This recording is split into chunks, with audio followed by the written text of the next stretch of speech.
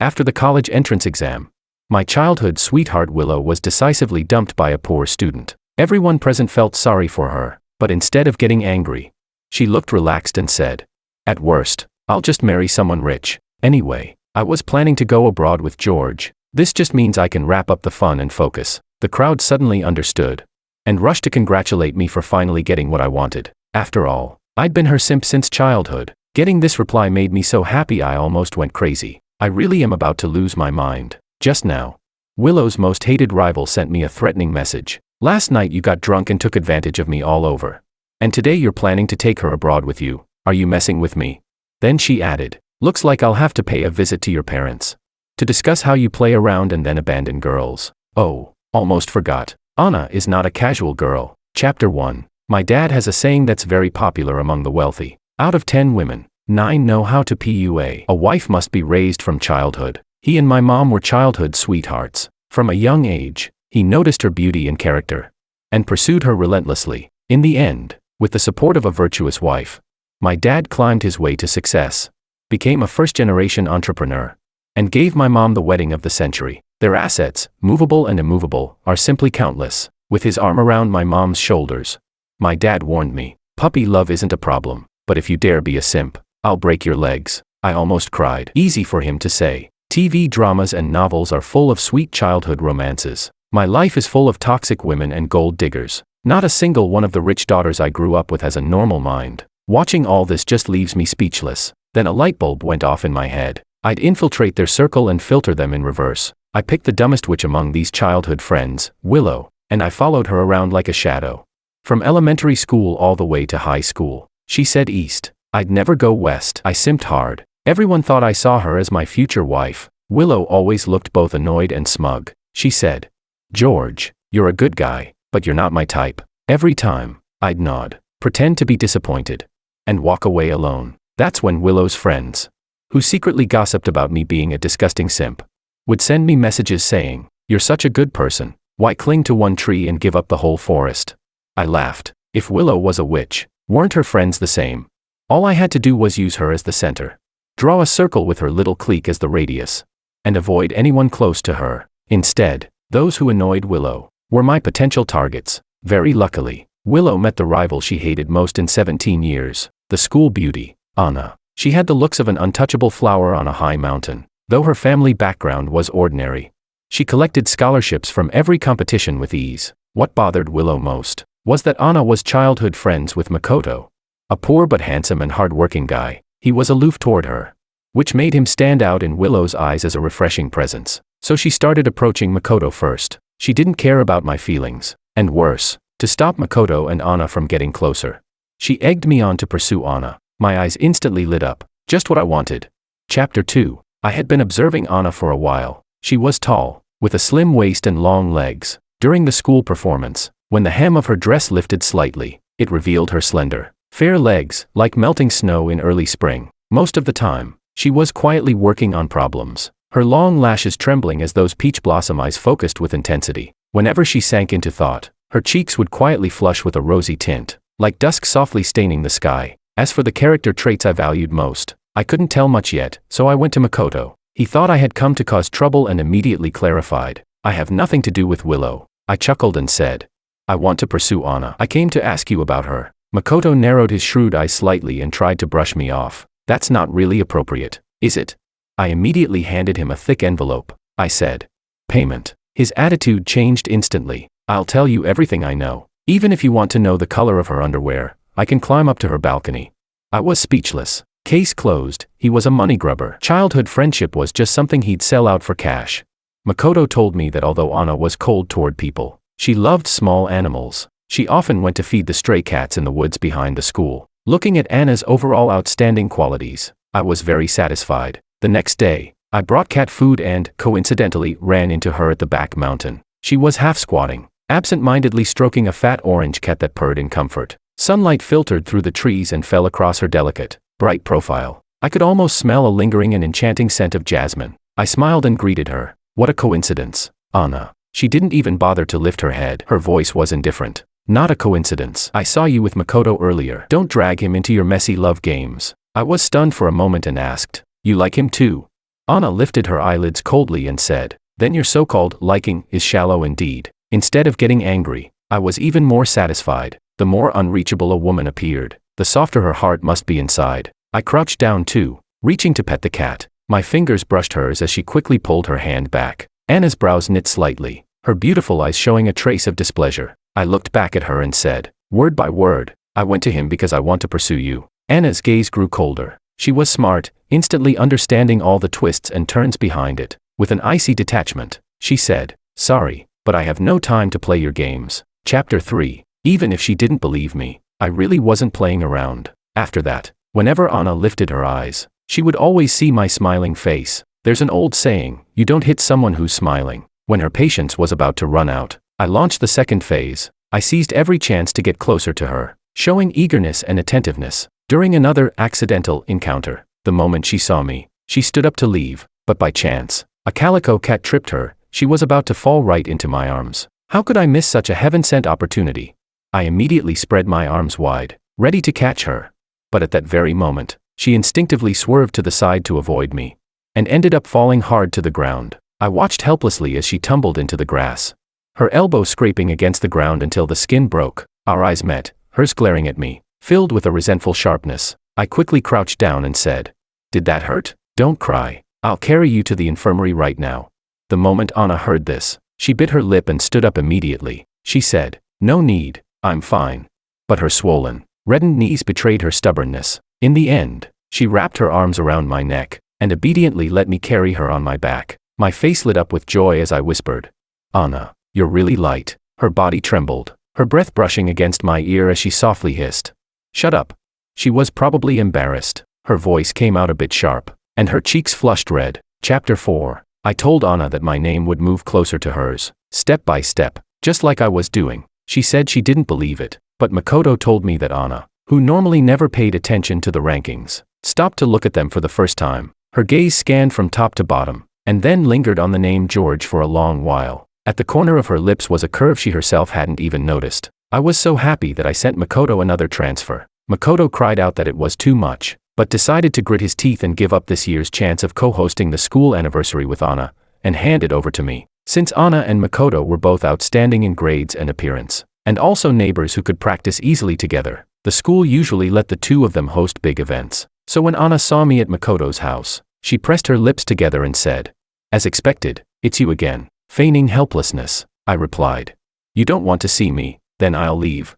Anna gave a cold snort and answered, "No need, since you're already here." Thanks to all the coincidences I had engineered, running into me had become part of her daily life. She probably didn't even realize it herself, that from the initial resistance and rejection to now being used to it, she had already grown accustomed to my presence. Makoto stuck his head out and explained the whole situation with a laugh. After a long silence, Anna asked, "You gave him money, didn't you?" Somewhat surprised, I asked, "How did you know?" She said, "What do you think?" Rolling her eyes, she added, "If it weren't for the stipend that comes with hosting, do you think he would have agreed?" I teased her on purpose. "So you really do know him quite well." Just as I was about to get up and leave, Anna leaned closer and handed me a piece of chocolate. She said softly, "I spent the whole morning making this. Try it and see if it suits your taste." It was as if she was trying to say something unspoken. The corners of my lips curled up. I was in an incomparably good mood. After revising the hosting script, Makoto's grandmother was especially warm and insisted on keeping me for dinner. Makoto, looking unusually awkward, said, "Grandma, they've already cooked at his house. Let him go back." A little displeased, I said, "Why are you chasing me away? I already told my parents I'd eat at a friend's place." Makoto's grandmother, delighted, said, "Exactly. How can you let a good friend's first visit end without sharing a meal?" I chimed in, Exactly. I grinned as I helped set the table. Makoto stared at my back for a long time, dazed. The meal was warm and lively. Makoto's grandmother liked me a lot, constantly piling food into my bowl. When Makoto walked me downstairs afterward, he still seemed a little embarrassed. Scratching his head, he said, "You probably didn't like the food, right?" I answered, "It was delicious, I loved it. Next time I'll eat here again." Catching his surprised gaze, I smiled and said, "I really do want to be your friend." I continued, "My dad was poor when he was young too. So what? He still relied on himself to become a big boss. I have a good eye for people. Believe me, you and my dad are the same kind of men. You'll definitely achieve great success in the future." Before getting in the car, something occurred to me. I turned my head and said, "If Willow starts causing trouble again, just let me know." Makoto smiled and replied, "All right." Chapter 5. When Willow saw me and Anna hosting on stage together, she finally realized something was wrong. Why hadn't I been hanging around her much anymore? What had I been so busy with lately? Why was my attitude toward her getting more and more perfunctory?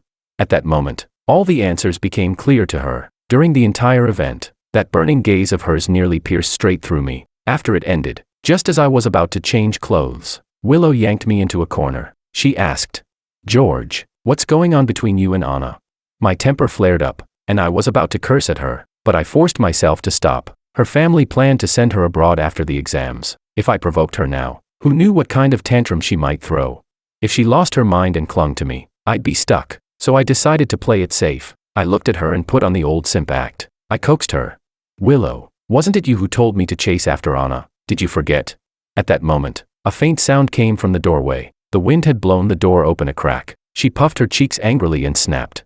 "When did I ever?" But then she stopped, realizing it. Her rage was forced back into her chest. If she lashed out, she'd look bad. If she didn't, she'd look worse. So she could only sneer sarcastically. "Well, you really are something, aren't you?" I replied. Of course, unable to bring herself to take the words back.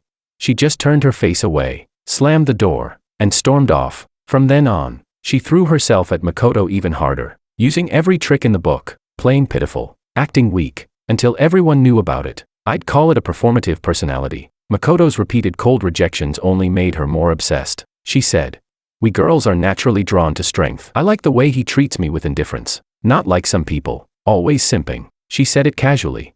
But her eyes never left me. I had no time to deal with her, because Anna was ignoring me. She stopped replying to my messages. Between classes, she avoided me. It lasted for half a month, as if she wanted to draw a clear line between us. I was so angry I caught a cold, took sick leave, and lay in bed at home for a week. Makoto sent me a message. "Are you all right? Anna's been hinting and asking about you several times. On the surface she looks calm, but honestly, she's about to lose it." "Oh, right." I had blocked her. Expressionless, I replied. "Tell her I'm about to die of illness. She'll never see me again. Don't worry." That night, there was a knock on my bedroom door. Standing outside was Anna, breathing unevenly, ignoring her heaving chest.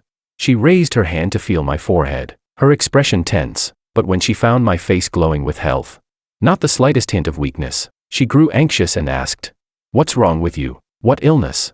My throat rasped hoarsely from dryness. I sighed and said, "Lovesickness." Anna was speechless. She drew a deep breath, her dark eyes sinking even deeper. At that very moment, the sound of Willow's footsteps echoed from the staircase. Chapter 6. I pulled Anna into the room and locked the door. She lifted her eyes to me, her gaze dim and shadowed, biting her lip. She asked, "Am I someone you can't be seen with?" I hurried to explain. "What are you saying?" "Of course not. It's just, since Willow is always picking on you, I don't want to see her." At her most extreme, Willow had even gone to Anna like some jealous wife warning a mistress, telling her not to get close to Makoto. But she ended up nearly choking on Anna's scornful look. As Willow walked halfway down the hall, my mom called out to her. She said, "Willow, George is already resting. Why don't you come visit another day?" With disappointment in her tone, Willow replied, "Then I'll come tomorrow." As her footsteps faded, I finally breathed a sigh of relief. Anna stared at me for a long time, the corners of her lips curling into an arc, yet her eyes held no trace of a smile. She said, "George," I answered. "What is it?" In a cool voice, she asked, "Has anyone ever told you that you're good at sweet talking, saying whatever pleases whoever you're with?" I choked for a moment before countering. "Has anyone ever told you that your moods change constantly, always shifting like the weather?" Just the other day she was fine, and the next she ignored me. Now she stood here as if demanding an explanation. Anna lowered her gaze without replying. She pressed her lips together, then quickly shifted her eyes and changed the subject. She asked, "That photo on the wall, did you take it? What kind of flower is that? It's beautiful." Following her gaze, I looked over. It was a picture I had taken last year while hiking with my parents. A flower blooming on the edge of a cliff. Its scientific name Clematis acerifolia. Proudly, I said. "That's right. That's a true flower on the high mountain," Anna said meaningfully. "I thought you would have picked it as a keepsake." I spread my hands. "It's a nationally protected species. You think I'd break the law?" As I studied her expression, I couldn't help but feel she was speaking with barbs today, so I responded just as pointedly. "Beautiful flowers should grow freely. To be admired from afar but not plucked. But people are different. With a serious tone, I said, Anna, I've given you chances. If you're tired of my pursuit, you could have stayed away from me. But since you came here on your own, doesn't that show your true feelings?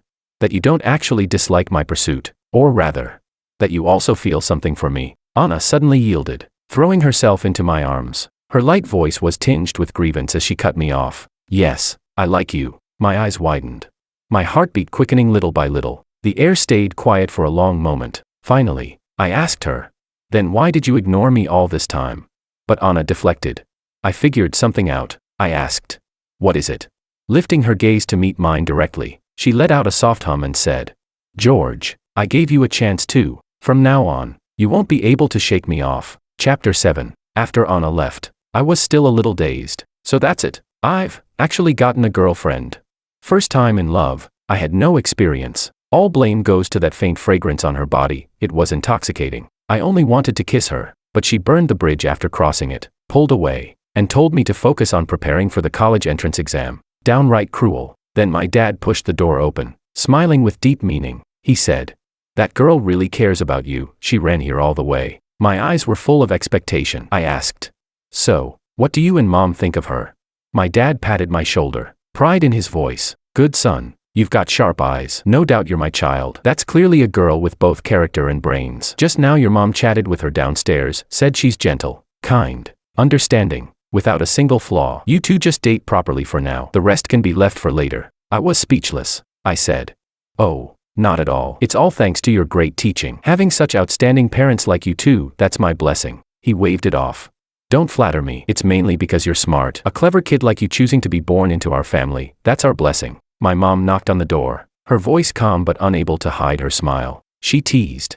Enough with the corporate flattery. Come down and eat some supper. We looked at each other, smiled, and answered together, all right. Back at school, it was still intense review sessions. Anna and Makoto helped me patch up my weaknesses, and my grades improved rapidly. This left Willow and her clique dumbfounded. But they never stopped to think, my parents were top students themselves. How stupid could I possibly be?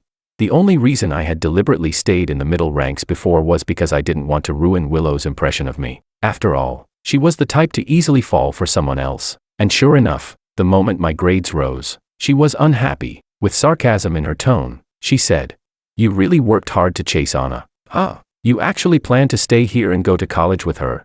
I shot back. And why not? Willow's face instantly darkened. She snapped.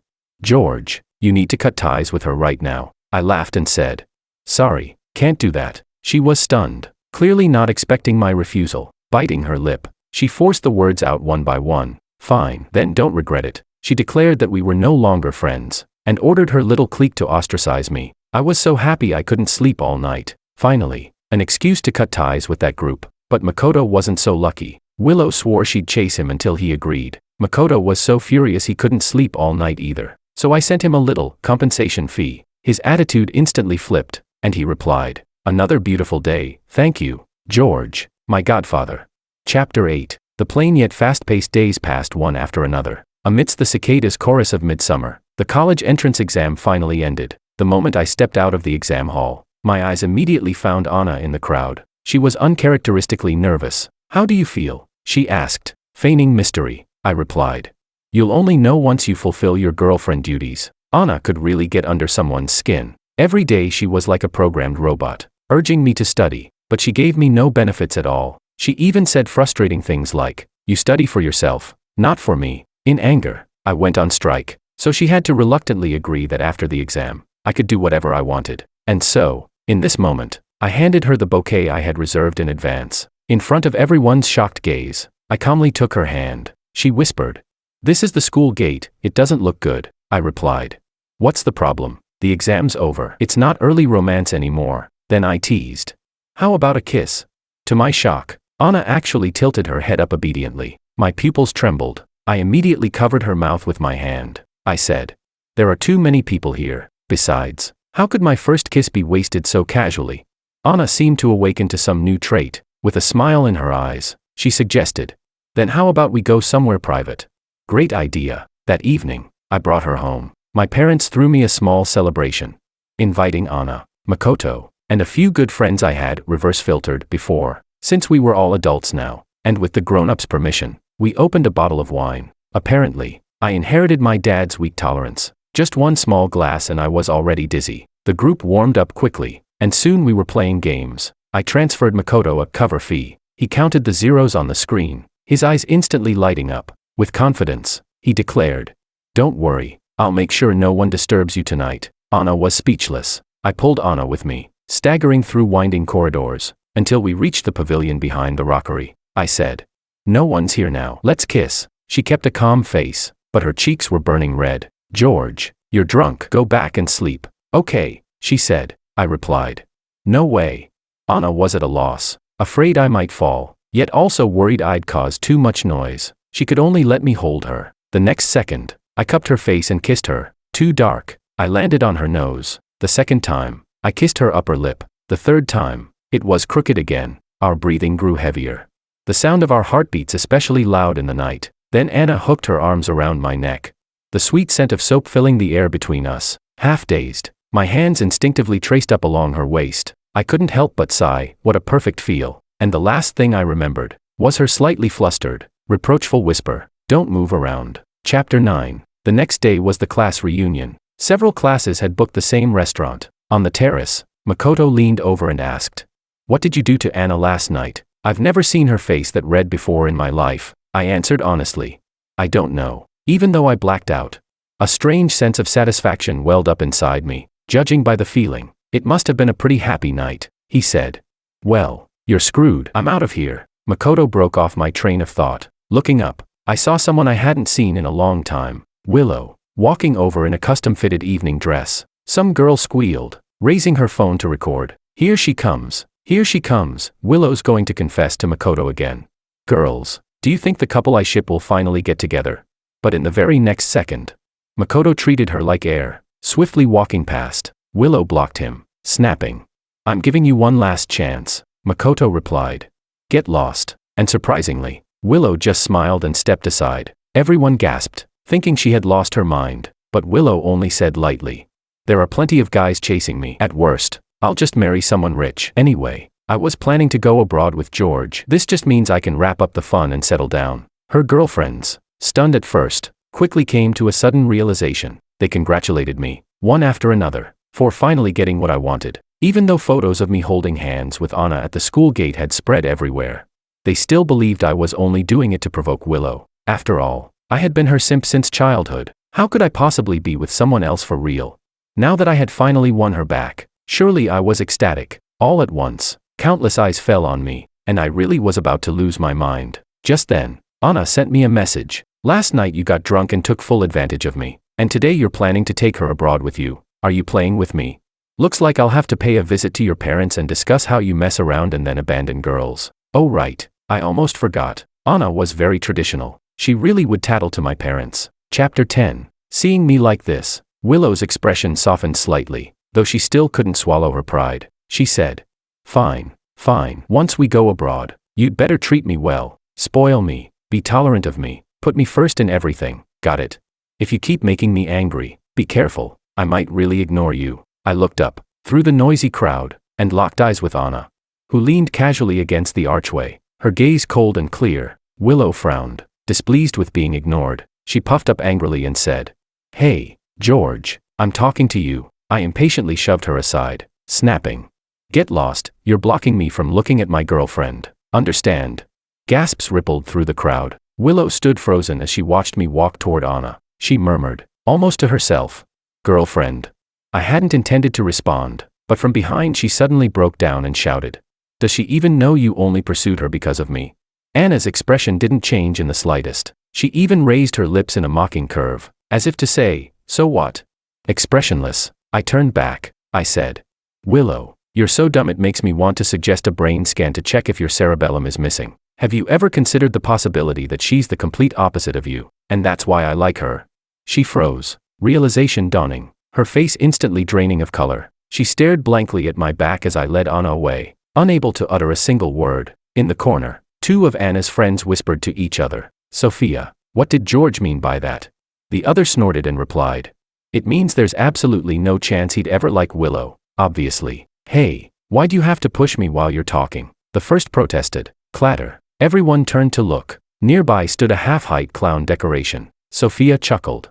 Oops. Sorry, the clown's red nose just fell to the ground. The entire scene fell into dead silence. Chapter 11. Ever since we left, Anna hadn't said a word. I tested the waters. You don't really think Willow and I teamed up to mess with you, do you?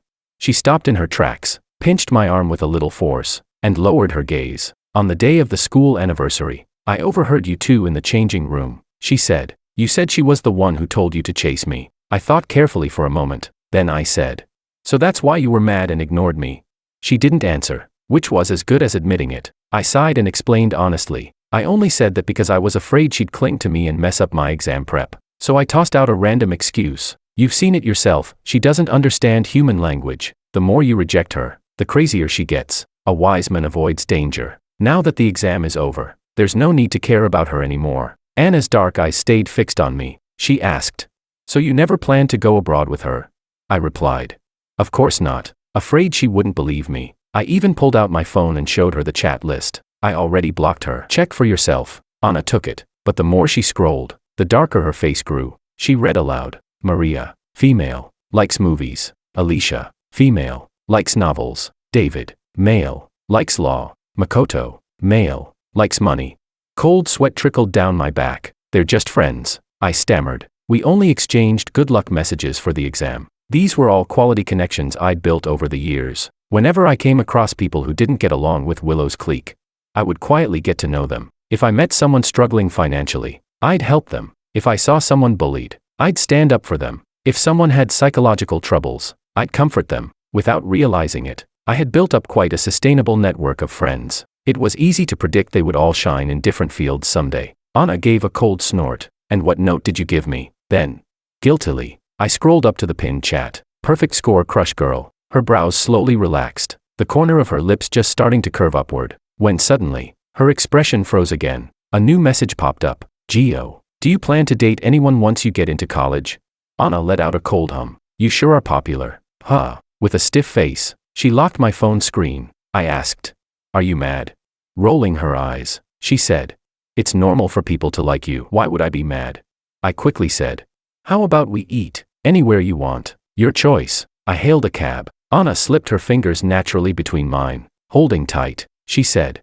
Let's eat at your place. As your girlfriend, I need to officially visit your home. After your place, we'll go to mine, she added. At this point, you'd better give me a proper title. I was speechless. So what exactly did I do last night?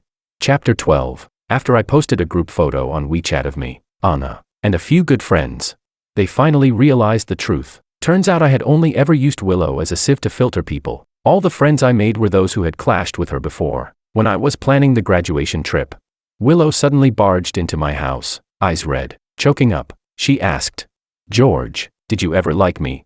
The bodyguards were about to step forward. I waved them off, smiling playfully as I said, do you think anyone in their right mind would like a girl who spreads false rumors of sexual harassment just because a teacher criticized her?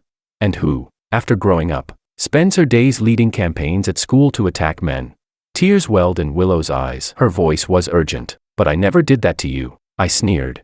You wouldn't dare. It wasn't that she hadn't tested my limits. Back in middle school, when I snapped back at her a few times, she immediately put me on the school forum. The next day, her father slapped her face so swollen she could barely recognize herself. From then on, Willow understood. The control had never been in her hands, but I still treated her as if nothing had happened. Gradually, Willow fell into the delusion that I was madly in love with her. That was fine. I didn't care what she thought. I only cared about the tangible benefits she brought me. To me, Willow's role was just like a cannon fodder villain in a novel. Whoever she disliked was bound to be a future protagonist.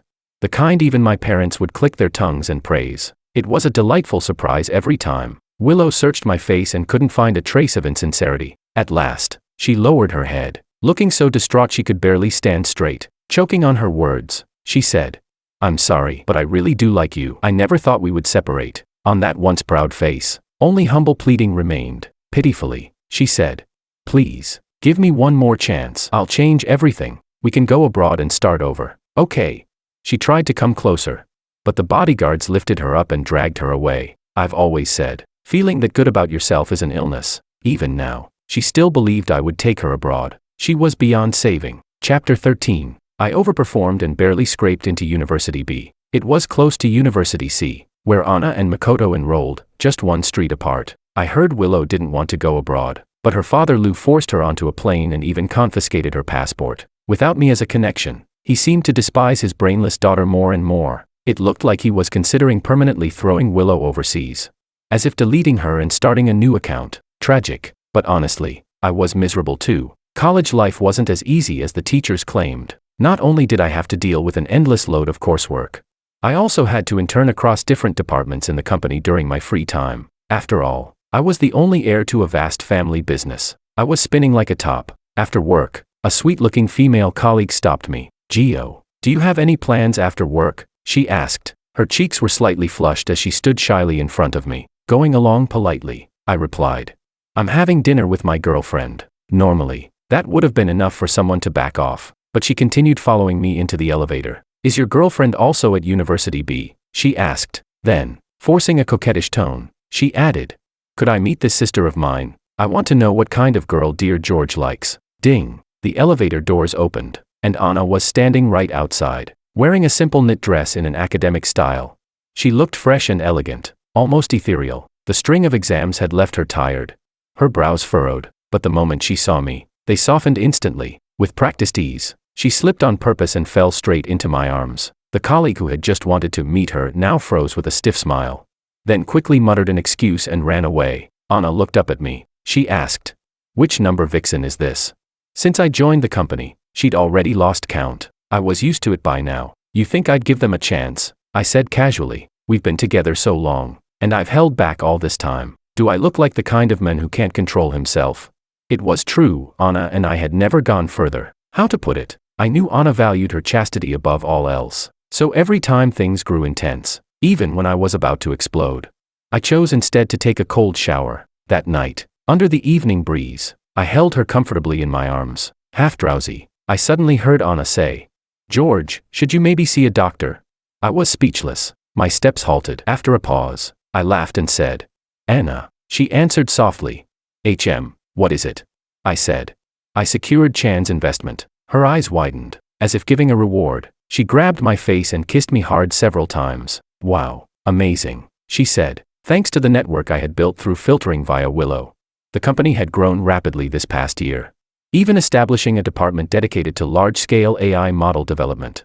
Achieving impressive results. Anna cut into my daydreams. "But don't change the subject. I'm really thinking about your health." I sighed helplessly. Fine, I'll go see a doctor." She nodded. "Good." Chapter 14. Wake up, Anna.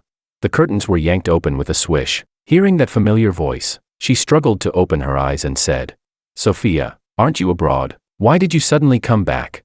Her skin was a little tanned, but she looked more confident and composed than ever. She said, "I couldn't get used to the food overseas. I missed going shopping and having meals with you too much." That sounded convincing enough. She pulled Anna out of bed and even invited a professional stylist over to doll her up. Looking at her reflection in the mirror, every strand of hair carefully styled, Anna quickly became clear-headed. A vague premonition stirred in her mind, until Sophia led her to the beach, decorated in a dreamy, romantic way. At sunset, the sky was painted with pink and orange hues, so beautiful it seemed unreal. Not far away, Makoto held a camera, quietly recording everything. With the sea breeze blowing, George slowly walked toward her. Then, dropping to one knee, "Anna, are you ready to spend the rest of your life with me?" Inside the ring box was a diamond engagement ring he had designed himself, shaped like the letter A, for Anna alone. George thought he had hidden it well, but Anna had known all along. Just like she had always known George would be her lifelong partner. Was she ready to spend the rest of her life with him? Anna said. Of course. Her answer came without hesitation. They embraced beneath the sunset. Both sets of parents looked on with relief and joy, while cheers and blessings from friends and family filled the air. There was no moment more perfect than this. Chapter 15. But there was something more. That night, Anna came to my room on her own. I rolled over and pinned her beneath me. I asked, "Miss Anna, do you know what it means to walk into the tiger's den? Do you really think I'll let you go tonight?" But she only closed her eyes and said, "Go ahead." Suspicious. I slid my hand around her waist. Anna's lips pressed tightly together, her posture entirely one of surrender. Something was wrong. She wasn't resisting me at all this time. I swallowed hard, strangely nervous. Just then, Makoto sent me the photos he had taken during the proposal. I quickly rolled off. sat up straight, and said seriously, I need to pick out the photos. You go ahead and rest. Something was definitely off about Anna tonight. I had the distinct feeling that if I didn't retreat now, the consequences would be dire, but she clung to me like an octopus, repeating my own words back at me with a provocative look. Do you really think I'll let you go tonight? The pool's rippling reflections shimmered across the wall, and I couldn't tell whether it was the light swaying or Anna. Sweat poured down my face as I forced out each word. Didn't you say you wouldn't let me off? Then why are your lips sealed so tight now? Exhausted and overwhelmed, Anna nearly burst into tears, choking back sobs. She said, George, I want to sleep. I kissed her sweat-dampened forehead and said, no rush. It's still early. Anna glanced at the time, about to get angry, but I lifted her gently by the waist and asked, weren't you the one who told me to see a doctor? She shook her head. No need. No need. You're perfectly healthy. I guided her hand over my burning skin and teased with a laugh. How can you be sure without a checkup, Dr. Anna? Anna was speechless. Chapter 16. Married life remained calm and steady. For our honeymoon, we returned to our old school. After the college entrance exam, I had wanted to bring the fat orange cat home, but there had been too many people feeding it, and it was gone in a flash. Revisiting the place, I asked, Anna, back then, when you avoided me, did you have something on your mind? No longer the shy girl she once was, Anna said slowly. At the time, I was thinking, knowing full well that your intentions weren't pure, yet still letting my heart fall for you so quickly, wasn't that just being a hopeless romantic? She sighed and fell into my arms. She said, but the moment you carried me on your back, when my heartbeat nearly stopped, I knew then, I'd already lost to you, and I was sweetly willing. She whispered, husband, I love you.